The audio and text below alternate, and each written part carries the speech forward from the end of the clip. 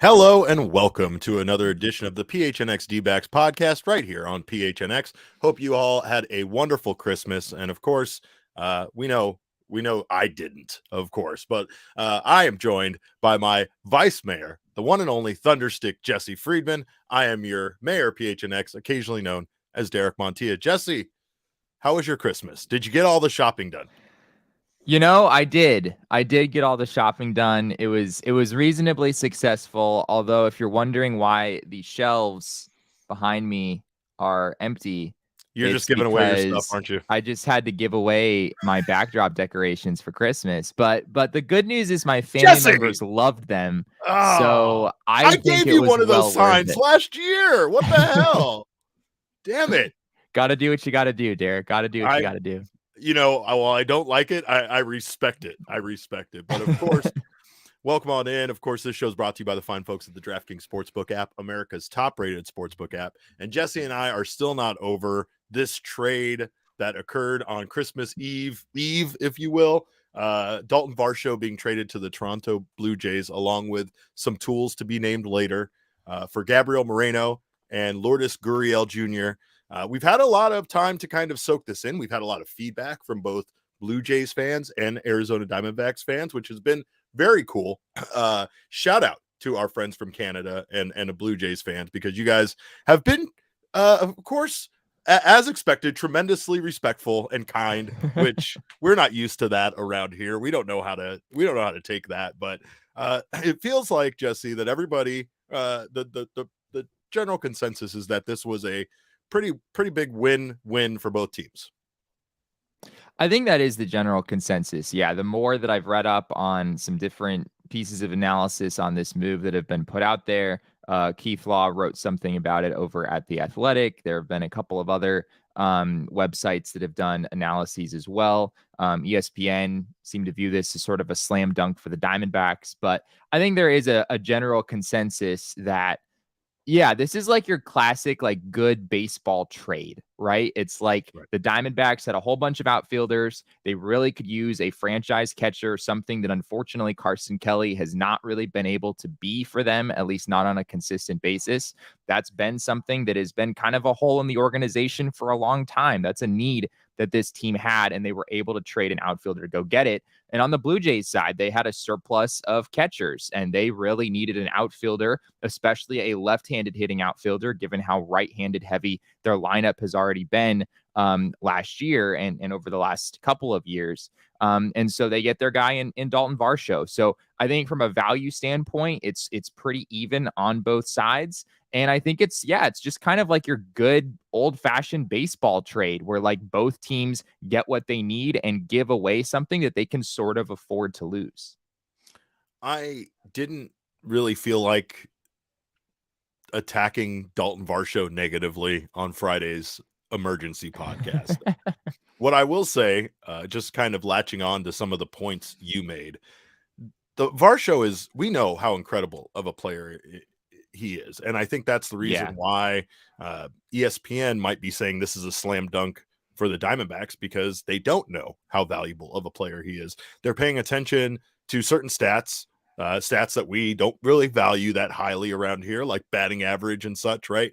WAR is a much better indication of how valuable a player really is. And batting average and such, yeah, the home run numbers are pretty good. Batting average is not great. There's a lot of things there that aren't great. You look at Daulton Varsho's past. Technically, he's a failed catcher himself, if you want to call him that.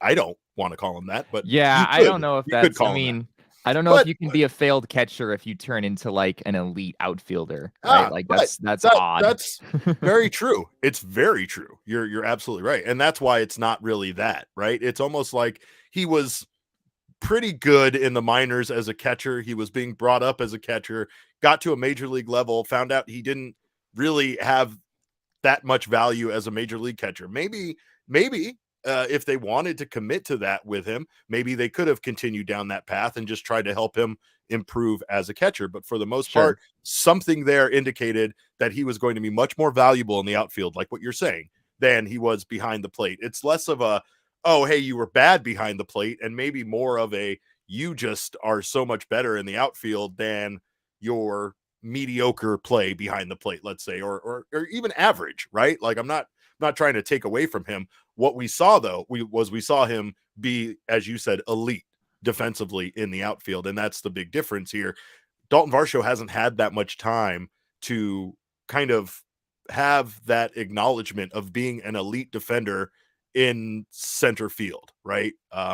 But and Connor Pearson said, I think failed is a strong term because he still did catch a bit last year. If I'm not mistaken, you're right. But they Sure. abandoned that early on. And then Mike Hazen made comments middle of the season that said that he was not going to be behind the plate any longer when asked about it. So I'm not saying he couldn't have caught at a major league level, and who knows what happens with his career going to Toronto. They don't really need a catcher, so that's Right. one area for him that's going to be good. But he could still serve as a backup if the situation ever came up. And I think that, to be honest, with his defensive prowess in the outfield, no one's going to want him behind the plate, really. Yeah. I will say though that overall, when you look at what the Diamondbacks brought Varsh up as, right?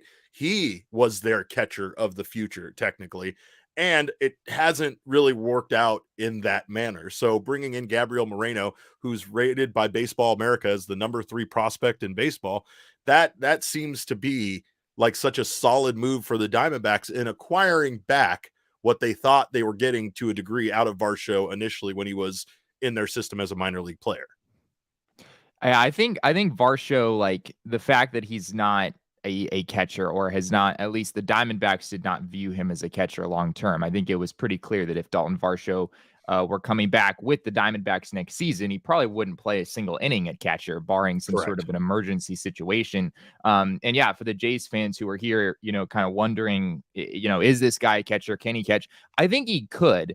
But I think given how elite he was in the outfield, it's like, why would you possibly want him to, right? I mean, if he's so good at that, why would you even want him to catch? And I think that's what the conclusion the Diamondbacks came to. It's less about, Daulton Varsho couldn't catch, or he's well below average at catcher. I think he was probably a little bit below average, but certainly he could have grown in that area. It was just like, hey, this guy is the best defensive outfielder in baseball. Why are we wasting our time trying to teach him how to play the most difficult defensive position on the field when he's already so incredibly good at, playing center field or playing in one of the outfield corners?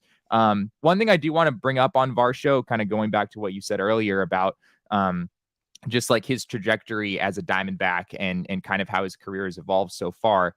Varsho offensively has some flaws that I think it's important not only for maybe Jays fans to recognize now that he's going over there, but also for Diamondbacks fans who maybe really fell in love with Daulton Varsho, and understandably so. He's a great guy, right? Just an incredible player with what he did defensively. He had 27 home runs. There's tons of value here, but it's important to recognize, I think, that Daulton Varsho had some kinks in his game. And I think, namely, it stands out to me that Daulton Varsho pulled the ball at the highest rate of any player in baseball, with a minimum of 450 plate appearances. There are some concerns with his approach. I think he sort of had a sell out for power approach at the plate toward the end of the year.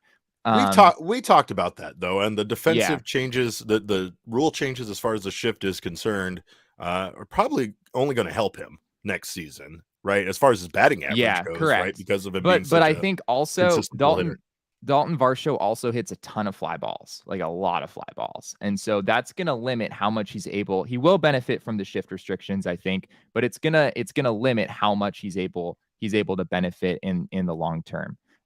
So yeah, he's a good offensive player, but he's certainly not a great one. And the other big thing here is that Daulton Varsho has really struggled to hit lefties. He has in 2022, he had about a 550 OPS against lefties. And frankly, that's a pretty big thing, right? Like, you can't really become a true star player if your platoon splits are that extreme. And I think there's certainly a chance that Daulton Varsho could overcome that at some point down the road. But as of yet, that's something he hasn't really learned how to do yet. He actually took a slight step back in that regard in 2022 compared to years prior. I am the Larry in the comments says Baseball America's write-up didn't even mention Varsho's defensive stats in their write-up. So again, that's It's a something bit of that an oversight. it's something that we can't stress enough as people that watched Varsho this entire season and even last season. Yeah. He's incredible in the outfield defensively. You guys are really getting yourselves one of the best defenders in baseball. And like you said, it doesn't make it to the write-up. Oftentimes, especially with trades like this, what the big concern is what Toronto is giving up as far as Gabriel Moreno being the number 3 prospect in baseball. Jesse said this more than once on Friday's show, but teams just don't do that. It's the reason why Corbin Carroll is untouchable compared to the other outfielders. It's not to say that it's a guarantee Carroll is going to have a better career than Thomas or McCarthy or even Varsho, but the Diamondbacks just value him far too much for him to even be somebody they're taking phone calls on, right? But going back to Varsho, I do want to say I think someone said that Toronto wasn't looking for a catcher. I totally get that. I was speaking from a perspective of the Arizona Diamondbacks, right? That's really for those of you that remember when Varsho was a prospect in the minors, he was their top guy for a period of time. He was the next, big thing for the Diamondbacks. So I just don't really know, again, I guess you could consider him a bit of a disappointment. Also, he is absolutely one of the best defenders in baseball. So you also can't consider it a disappointment. What you could say is he just didn't turn out to be the position that the Diamondbacks were acquiring him at and basically putting all their eggs in the future of catching in his basket, right? It's not to say moves can't be made. It's not to say that they couldn't go in a different direction. They tried to. We talked about the Sean Murphy thing. Obviously, there's other moves they tried to make that, who knows, may have involved Daulton Varsho going to a different team. This trade makes a lot of sense for both ball clubs, and I think in the end, both teams are going to be very happy with the players they acquired. The Diamondbacks have now 4 of the top 20 prospects in baseball. Gabriel Moreno, according to Baseball America, Gabriel Moreno at 3, Corbin Carroll at 5, Jordan Lawler at 11, and Drew Jones at 19. So if that doesn't excite you, you might need to check your pulse. All right. You might not have made it through Christmas, but it's a very exciting time. The future is exciting. And it's also exciting because 2 of those guys, the top 2, are going to be on this team next season, contributing and helping the D-backs win ball games.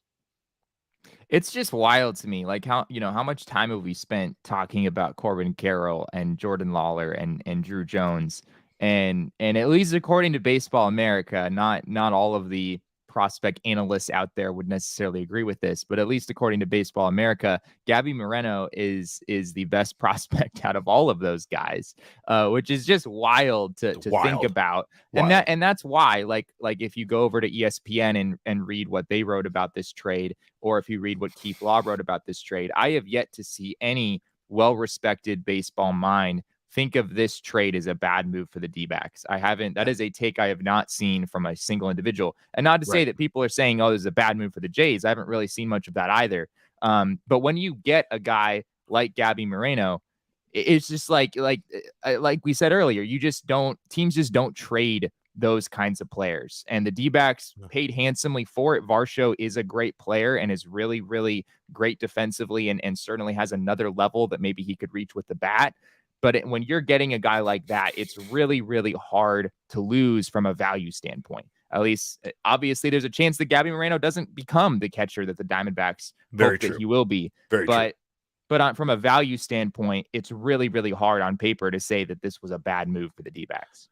Jesse, here's the thing, though. You could say that about trades, free agency pickups, or anything. Far too often in baseball, guys are rewarded for what they have done in the past versus what people truly feel they're capable of doing in the future. Prospects seem to only be the only ones judged on that scale of what you're going to do in the future versus what you've done in the past. But that's not the only part of the trade. I mean, Blue Jays fans had some things to say. I did see some Jays fans kind of talking about how, the negatives for both Moreno and the other part of that trade, which is Lourdes Gurriel Jr. But I know some question marks surround Gurriel's defensive play. He doesn't. It's probably not going to be a starter in this lineup unless he starts at DH. But but he might still give Lovullo some options just as far as platoons go, or we know Lovullo never is going to play the same lineup 2 days in a row. So we know that fits into potentially Gurriel being a utility guy that could fill in both in the outfield and the infield. He might not be that great, but he definitely does seem delightful as a personality. I can't wait to be around this guy. His hair is incredible. And, again, I don't really think he was the focus of this trade. You actually looked into it. His contract does end after this season. So, I mean, it would kind of make sense for them to be going after this trade more for Moreno than for Gurriel. Yeah, Moreno is definitely, the key part of this return. There's no question about that. But it is true. I know we weren't totally sure what the deal was on Friday with Gurriel's contract situation. It is indeed just 1 year of team control. So the D-backs just have him for 2023. Then he would become a free agent next offseason. But yeah, apparently I read from a Blue Jays writer over at the Athletic that the Diamondbacks would not make this move without Gurriel being included, which I think might have been a difficult thing for the Blue Jays because Gurriel did still serve a purpose in their lineup and on their roster. And so, sure. They're a good team and they're not really looking to deal major league players necessarily. So I think that was in some ways a big loss for them. But yeah, from the D-backs perspective, Gurriel is a helpful piece to have for sure. I don't think you're going to see him play any infield, most likely. Mike Hazen did say that, once they get him here and they kind of talk to him a little bit, they'll maybe see if playing some infield would be something he's comfortable with. But sounds like it's probably going to be left field. And then most likely, as you said, some opportunity at DH as well. Gabriel says, I think Gurriel is probably a salary dump on the Blues Jays side. I don't think so. I don't think he's I still think he's too good. He's too good to be a salary dump, and he's only making about $5 million. So they're saving a little bit of money there, but that's money pretty well spent on a guy like Gurriel. We've talked about how teams right now don't really want to give up guys. They would much rather pay out of the nose for guys that they want to bring on rather than giving up their own players. A big part of that is not seeing these guys go off and have success somewhere else. Who knows? Maybe Gurriel ends up being the diamond in the rough of this trade and ends up being a bigger contributor to the team than Gabriel Moreno. Baseball's weird like that. That could totally be the case. I feel like something's gone seriously wrong if Gurriel in 1 year produces more value than Moreno over 6 years. But he is a good player. I didn't mean that. I didn't mean that. I didn't mean that just during the Jesse, they can extend people. Okay. They can bring people back. That's not what I'm talking about. I'm just mean in the general. We've had situations like that. We've seen situations in baseball. Hell, right now, Bleacher Report has this incredible article up about the 10 biggest nightmare contracts by 2025. Taking a look, they even gave Jacob deGrom's brand new contract with the Texas Rangers as one of those potentially nightmarish contracts, right? But in going through that article, not only do they address contracts right now that might not be bad, but might become bad here in the near future, they also address some contracts that were given out that are just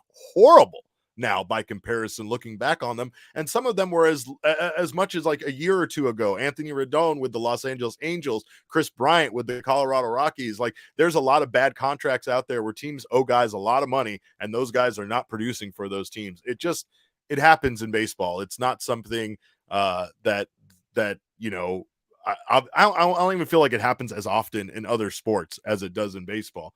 But if you want to be happy, the Diamondbacks didn't go out and just throw their cash around like a madman. Read that article. It's one of those pieces that really makes you reflect on how much money they can give someone who turns around and for the next 2 seasons hits below 225. Just saying. The Diamondbacks at least have something very exciting on the horizon. They have something to look forward to. We have talked at length about this team not even knowing who their core is. And I think if Gabby Moreno ends up being a piece of this team that's valuable for the future, they have almost established their core between Zach Gallen, between guys like Brandon Pfaadt and Ryan Nelson and Dre Jameson. You have that wonderful outfield. I mean, you have Christian Walker dialed in at first base. so many of these guys are under team control for an extended period of time that really the future is so bright for this team. The next step, maybe next offseason, is when they do that spending. Maybe next offseason is when they add that big free agent piece that might be that thing to get them over the hump. But I don't know. They still I think that they still have things looking pretty good for 2023. I don't even want to think about beyond that. This season, we're going to have some fun. And we did it without opening up our wallets and dumping it all into the toilet like some teams did.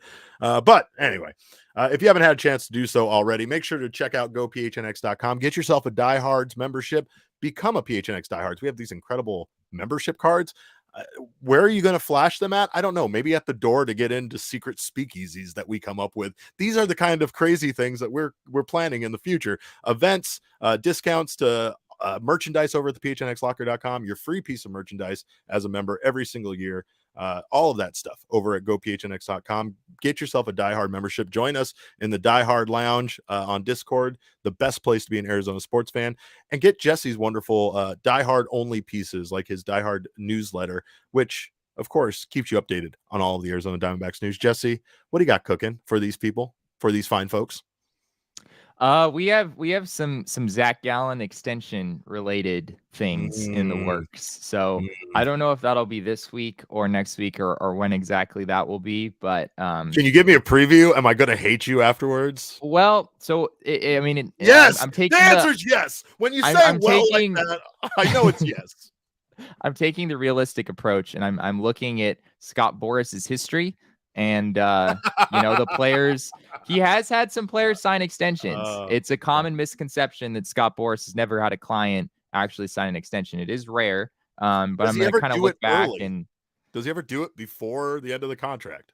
It has happened. Yeah, it has happened with, I believe, like a full season remaining. Steven Strasburg is one of the more prominent names that we've seen that, Scott Boris' client did sign an extension. I want to say that was fairly well out in advance of Strasburg's contract expiring, not by like years, but maybe by one season or something like that. So anyway, we're going to take a deep dive into Scott Boris' history as an agent and see what that might mean about the Diamondbacks and their chances of bringing back Zach Gallen long term.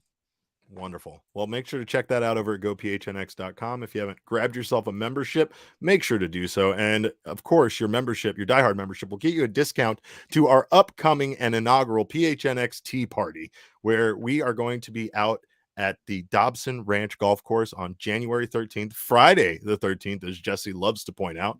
We're going to be having ourselves a blast. Diehards get a discount on the entry fee.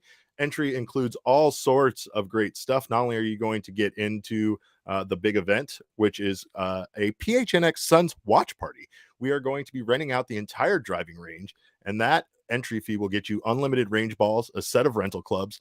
You'll get to watch the game Suns versus the Timberwolves on jumbo screens. We're also giving you a 1 free hour of range time and golf balls at Dobson Ranch to be used at a later time. We're going to be playing mini games. Jesse's going to be beating your ass in ping pong. We're going to have contests for longest drive, putting challenges, and more. There'll be all sorts of food and drink available for purchase, along with offerings from our PHNX locker and our partners. There'll also be a free kids clinic provided for all kids 10 and under. So join us on January 13th, presented by the Four Peaks, our fine friends at Four Peaks, where they will also be out there providing beer samples and swag. Our PHNX Suns crew will be hosting that watch party and so much more. So check the link in the description to reserve your spot right now. And for Diehards, check the Discord for your special link where you'll save 20% off on this incredible event. And also shout out to our friends at Four Peaks. If you don't get to make it out to the Dobson Ranch Golf Course, make sure to grab yourself some Four Peaks beer wherever you get your beer and enjoy responsibly. Must be 21 or over to enjoy. And Jesse, I know we have so many questions. We could go on talking about Gabriel Moreno for the next hour and a half, but it's Monday, right? It's Monday. You know what we do around here. Every week is Shark Week. Every day is Earth Day. And every Monday we go to the mailbag. Leah, let's go. My mailbox, always something interesting in my mailbox. I try to get to everything in my mailbox, and then once in a while there's a letter that makes me go wow, wow. My mailbox. Shout out to Mega Ran, of course, for that wonderful Didn't jam. I think we got somebody ask, like, as a mailbag question, how can I get the Mailbag Monday theme song as like a Was ringtone or something? was that a real question? Well, there's a really I easy way to do feel that. like that was a real question. We'll get that out to you guys, but of course, that is a Mega Ran hit, a Mega Ran classic, if you will. So I'll make sure to put that out there on Twitter. So if you were the one looking There for you that, go. we'll get the link out to you guys ASAP. But Leah, let's go with our first question, shall we? Friend Kyle Collins says, how are we feeling about third base at the moment? Longo still realistically on the table? How would we feel about possibly bringing in Brian Anderson if Longo is off the table? Happy holidays, y'all. I think Evan Longoria is still on the table. I know nothing has really changed. I'm sure the Diamondbacks are still probably looking at some options. They still have some pieces that I mean, you could consider to be a bit expendable. So they might be trying to bring someone over via trade, but Evan Longoria on a 1-year deal still seems like a pretty good fit for this team. I think it's possible. I think it's definitely possible. I do think that the fact that the D-backs have Gurriel in the mix, it feels like right now, if Alec Thomas and Jake McCarthy look good in spring training and are a full go for an everyday role along with Corbin Carroll, I think you'd see a lot of Gurriel at DH. And if that's the case, I'm not sure if bringing in Evan Longoria is that much of a need, frankly. The D-backs have a decent platoon set up at third base with Josh Rojas and Emmanuel Rivera. If you look at Rivera's numbers against lefties and you look at Rojas's numbers against righties, and then you look at Evan Longoria's like overall offensive numbers, there's not a big difference. It's kind of hard to make the case that Evan Longoria in more of a full-time role, granted he's probably going to get hurt at some point, but having Evan Longoria as your everyday third baseman, I'm not sure if it's really an upgrade over Josh Rojas and Emmanuel Rivera doing sort of a platoon over there. I also think Rivera is a better third baseman than Longoria is at this point. Maybe Longoria and Rojas are somewhat even, but defensively, you're probably going to improve if you go with some more Emmanuel Rivera innings there. There you go. All right. What else we got, Leah? Larry Jones, who I believe is I Am the Larry. Are you I Am the Larry? I think you are. Is still here in the chat. His Twitter handle is I Am the Larry 6969. So yeah, so I'm guessing I'm gonna go out on a limb and say they're the same person. Maybe we'll see. There's still at least 6 outfielders on the MLB roster. Will any others be on the move, perhaps for pitching? A Thomas for Jesus Luzardo trade, for example, makes a ton of sense for both sides. Yeah, except for my heart. I don't like that one bit. I feel like after losing Daulton Varsho, it's a bit much to expect the Diamondbacks to trade any more outfielders. I agree. But I understand where you're coming from because Very yes, so. like on paper, the D-backs had a surplus of outfielders and they traded one away, but also got one in return. So I understand where you're coming from. It seems like there is still sort of a surplus there, but I think at this point, given that Gurriel might be more of a DH when all is said and done, I think if you moved Alec Thomas, you'd be in a position where you had to either play Gurriel in left field every day, and you wouldn't necessarily have a long-term answer there since Gurriel is only a 1-year guy. And I also think that there's still some risk, right, with either Jake McCarthy or Alec Thomas or even Corbin Carroll, frankly, maybe struggling a little bit. They're still all very early in their careers. There could be some sophomore slump sort of situation that we see with any of those guys. I think having a healthy amount of depth at the position is good. I'd be very, very surprised if the D-backs dealt one of their other big name outfielders. That would be a lot of movement in that regard for one off season. I'm also not ready to trade for Luzardo just because of one good season. I mean, it's not to say he's been terrible. Filthy. Yeah, Luzardo's filthy, but I understand the concern. There's a lot of risk there. It's not just risk, but it's like I don't know if right now if I'm doing something to move a potential piece that was considered to be the future of this team, like Alec Thomas, I'm not doing it for a guy that just had one good season statistically, right?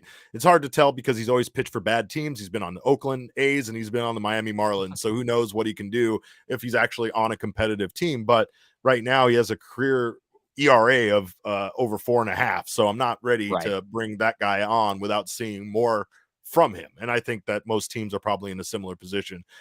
That's the knee-jerk reaction I think organizations make entirely too much, is seeing a guy have one good season, feel like this is the guy he's going to be without looking at his past and realizing he was more consistently subpar than he was at being an all-star like he was last season. Luzardo, he's had a lot of injury issues over the years, so I really do think that's played a big role. Like Luzardo, like healthy Jesus Luzardo is a really, really good pitcher, and he kind of showed that last year.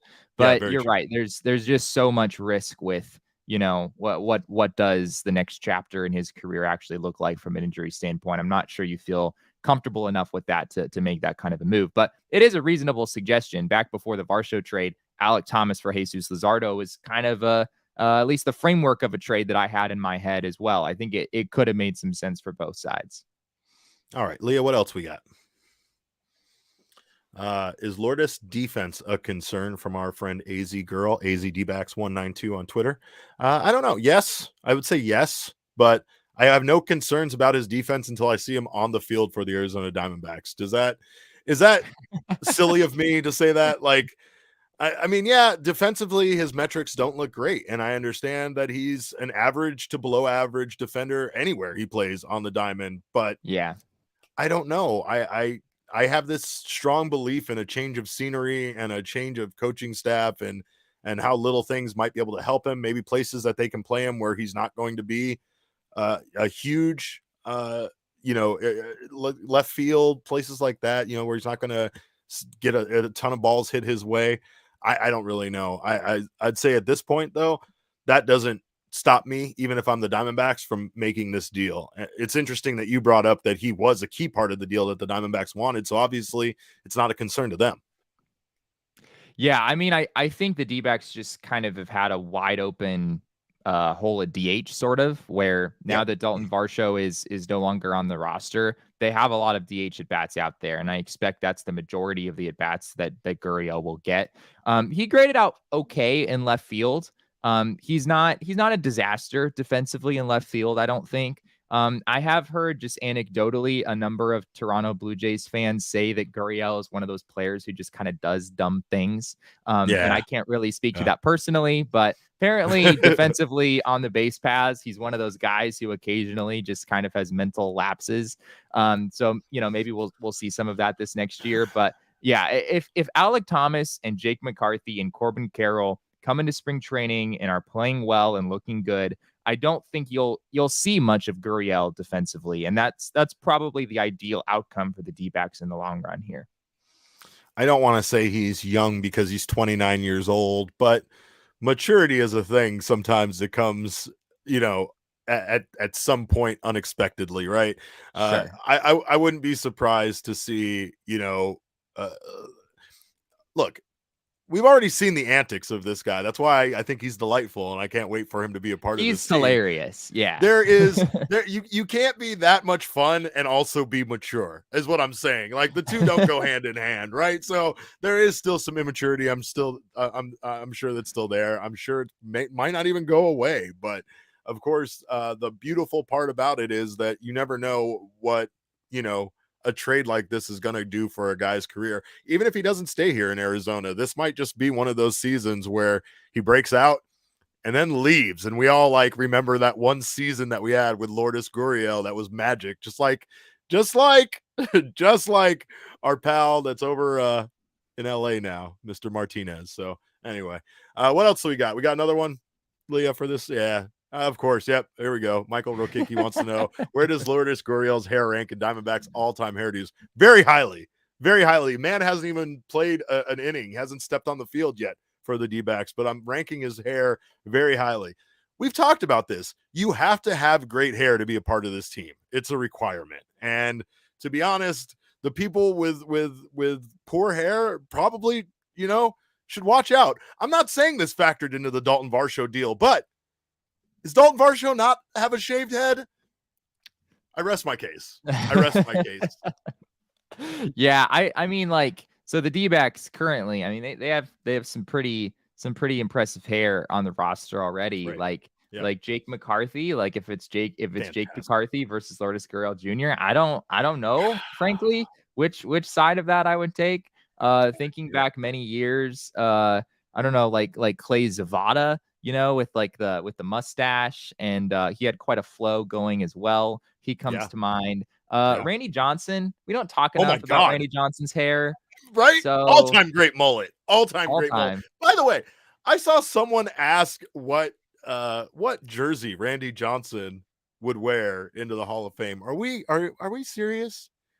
How is it not a Diamondbacks jersey? Where else did he Yeah. win multiple Cy Young awards and a World Series? Like, this is crazy talk to me. I know we all think of Randy Johnson in his Seattle Mariners hat. I do too when I dream at night. It doesn't mean that that's the jersey that he should go into the Hall with, and you know it. Period. Alec Thomas, or Lourdes Gurriel Jr. Who you taking Ooh. from a hair standpoint? Oh, man. I don't know where Alec Thomas's hair is going. I feel like Thomas's hair has untapped potential, right? It Okay. never ceases to amaze me when he takes he takes his hat off and there's just a new thing under there. It's wild.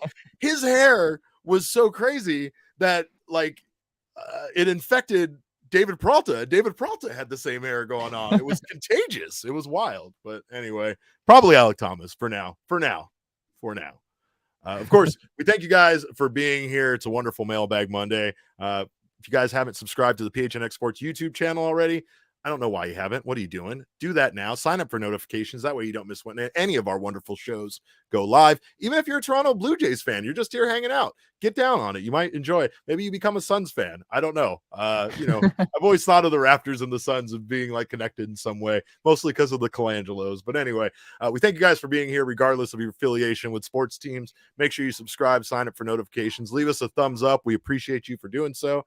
If you haven't done so already, please subscribe to our audio podcast on whatever your favorite audio podcast app is. Leave us a review. We thank you guys so much for doing so.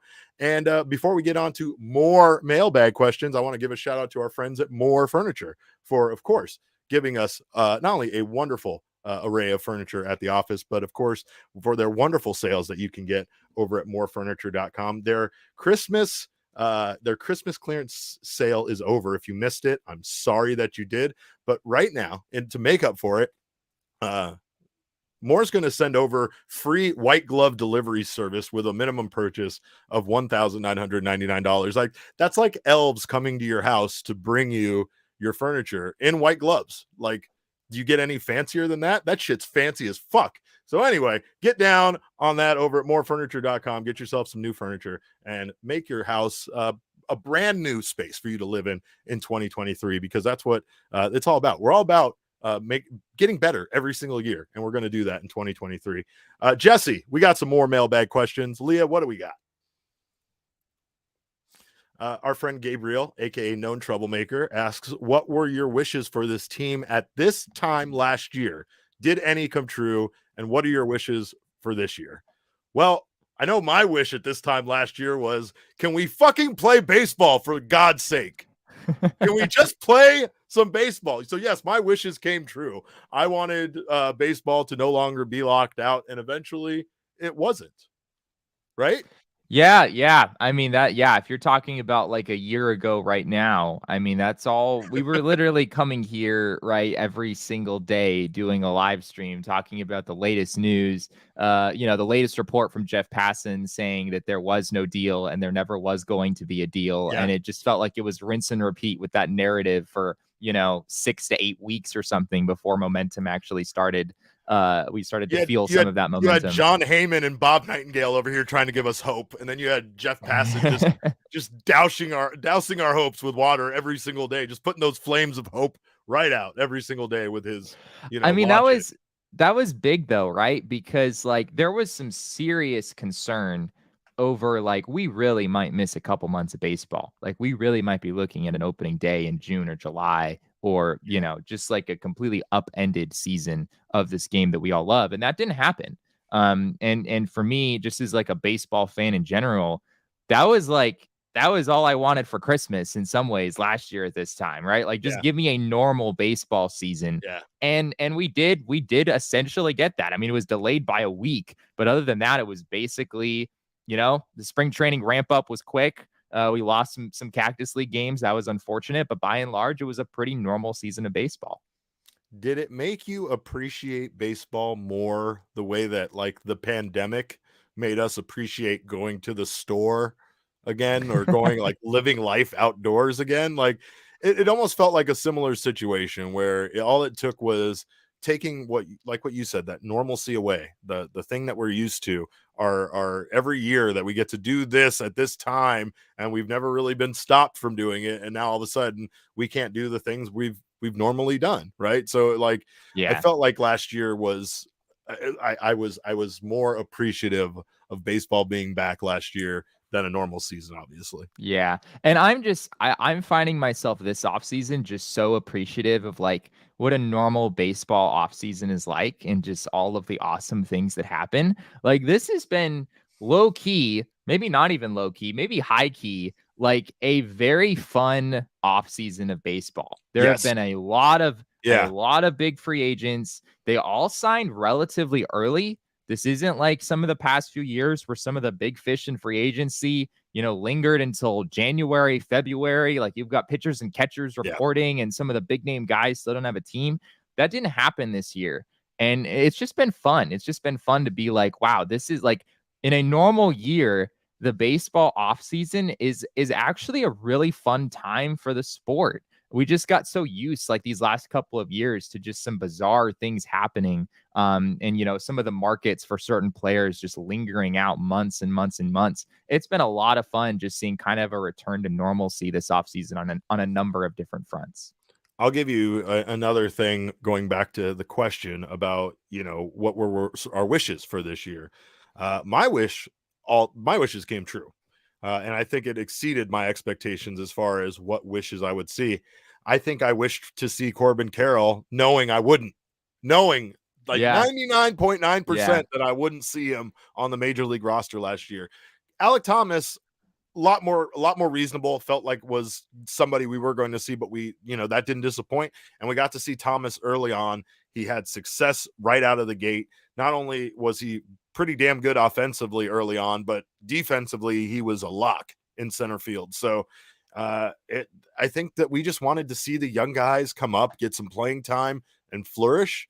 And we wanted to see this team not lose 100 games. And I think that's all of that was everything we could have asked for, considering the disaster that was 2021.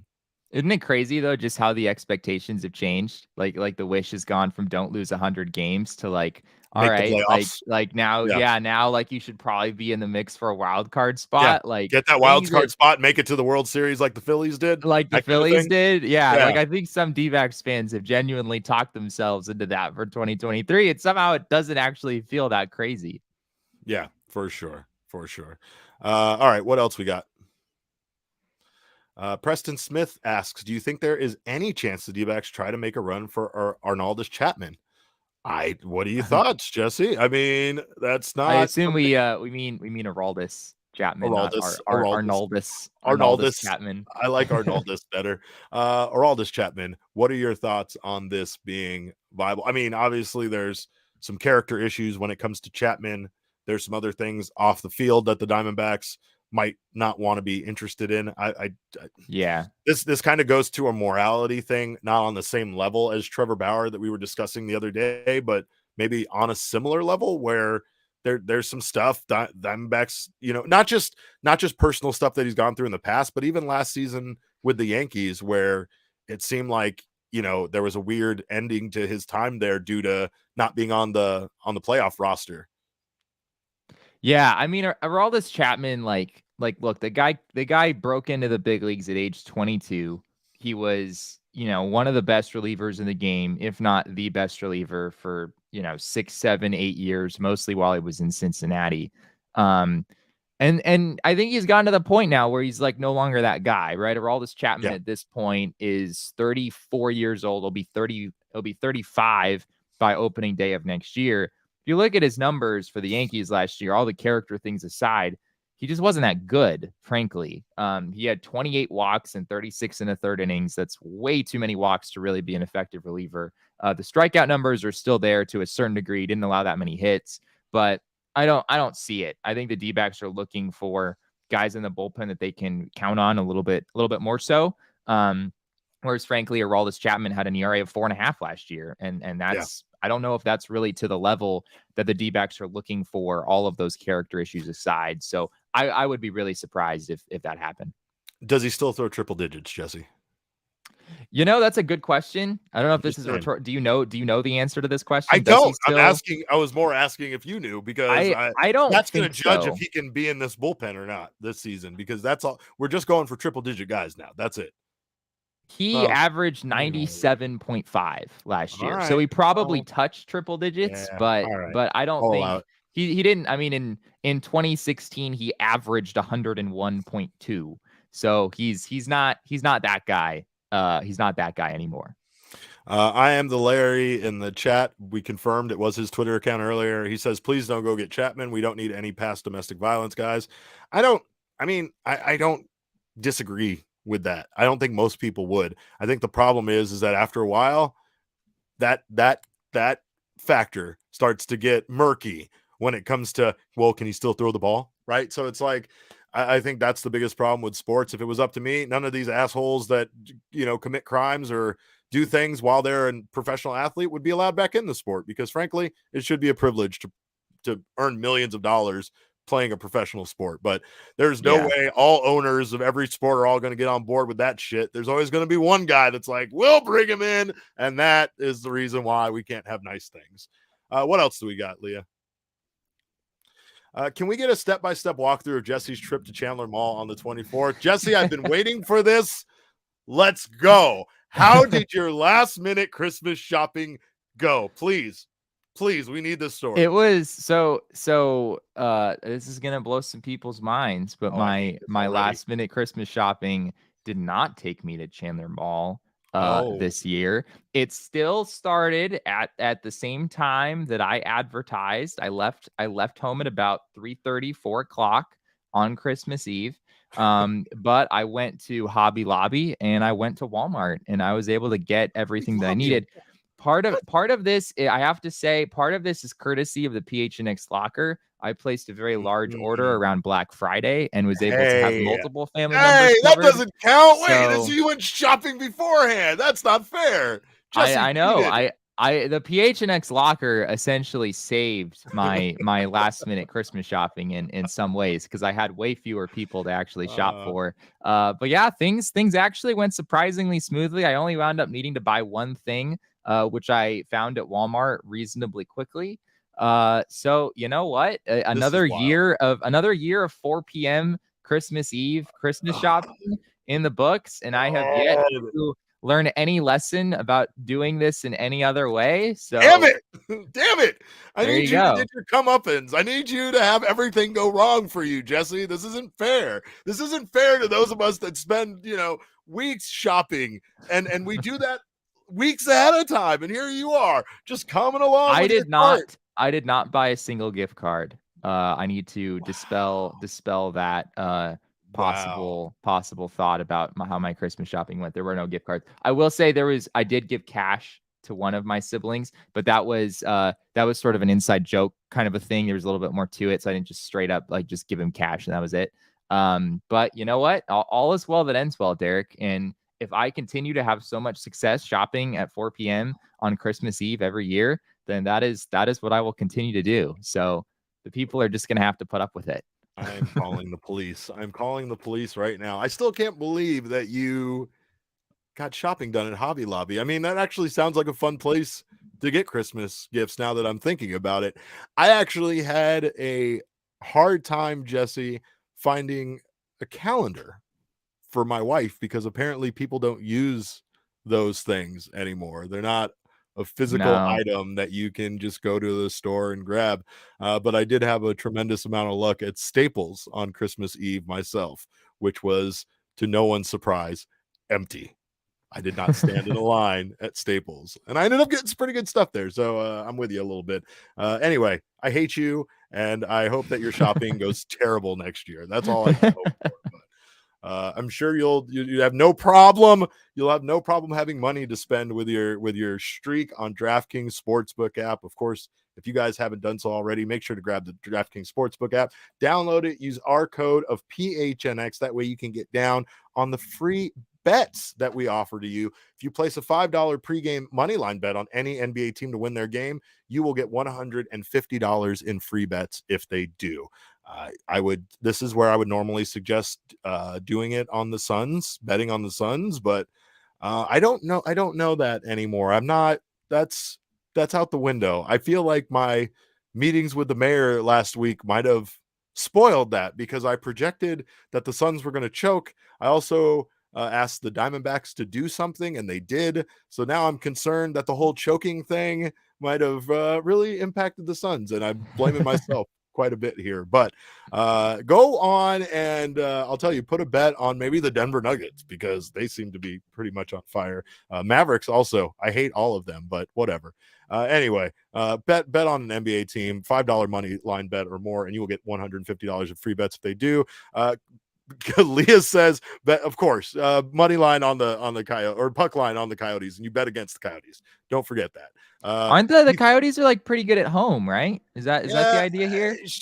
The thing is that the puck line is always 2 goals essentially. So if the Coyotes lose by 1 or win, then you still win, right? So that's why Leah is suggesting the puck line there, which is a very smart move. And she says, yes, they're good at home. They're good at home. We know why. That fucking arena is incredible. All this talk, all this bashing of the Mullet Arena, and it's an incredible place, not only to watch hockey, but take it from me, it's an incredible place to watch lucha as well. So make sure to do that. But of course, the big thing you need to do is download the DraftKings Sportsbook app. Use our code of PHNX only at the DraftKings Sportsbook app. Minimum age and eligibility restrictions apply. See show notes for details. And of course, I want to give a shout out to our guys at Burrito Express, the homies at Burrito Express. They not only keep us well supplied in breakfast burritos around the office, but they are doing a service for the Valley. Go buy a $25 Burrito Express gift card and they'll give you a free burrito. That's it. You have somebody like Jet. Did you forget to shop?